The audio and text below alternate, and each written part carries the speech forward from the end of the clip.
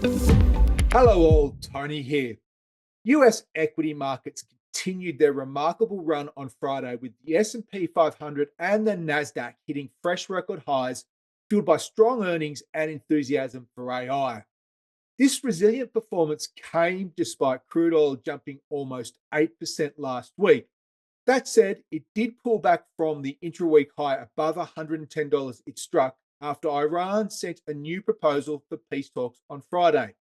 Now, as we start this new week with the Strait of Hormuz still effectively closed and the world burning through stockpiles, the weekend has delivered yet another dramatic twist. President Trump announced Operation Project Freedom using US naval escorts or guidance for non involved countries through the strait, framed as a humanitarian gesture. The big question is, will this initiative actually commence and how will Iran react? Whether they allow safe passage or choose to fire on these escorted ships is an open question. Looking ahead, quarter one earnings season rolls on with AMD, Palantir, McDonald's, Disney, and Uber all set to report this week.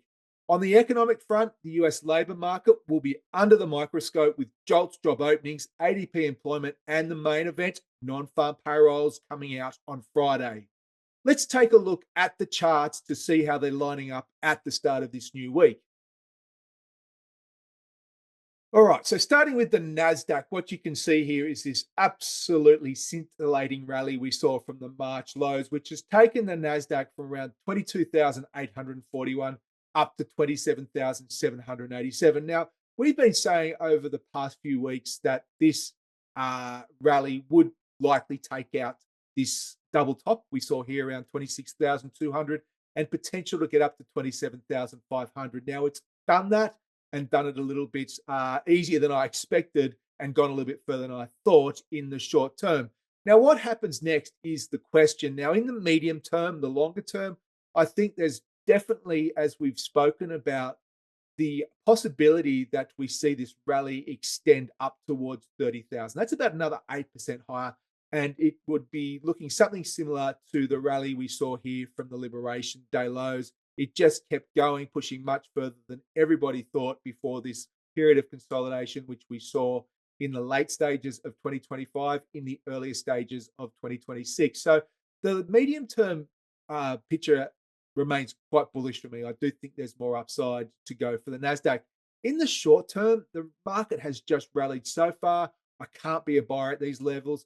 Neither do I want to be a seller, just given the magnitude or the speed of this rally. It suggests that if you were trying to pick tops, it would be a dangerous proposition. So for me, looking for the rally to extend, but I'm more inclined to buy a pullback. The obvious levels to buy would be coming back towards this double top here, 26,200. But I'm just not sure that we're going to see that. So it may need to be a little bit more aggressive, stepping up around this 26,500 to 26,400 area. For the Dow Jones, what you saw here was about a 37% rally from the Liberation Day lows from 36,611 up to this 50,512 high, which it struck in mid-February. From there, we saw a nice pullback. It came back towards the 200-day moving average, but picked up some very important support coming in around 45,000. You can see there's been about 3 occasions here where the Dow Jones has hit 45,000 here, and the other time is here. And then it's certainly had a reaction when it was acting as resistance. There was a pullback here, here, here, and of course here. And when it's support, it certainly prompted a reaction to the upside.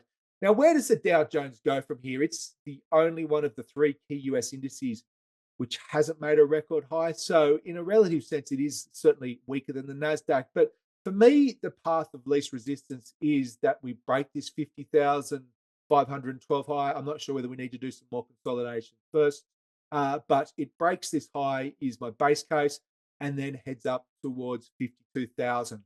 That's all for this week. Stay tuned for more market updates ahead.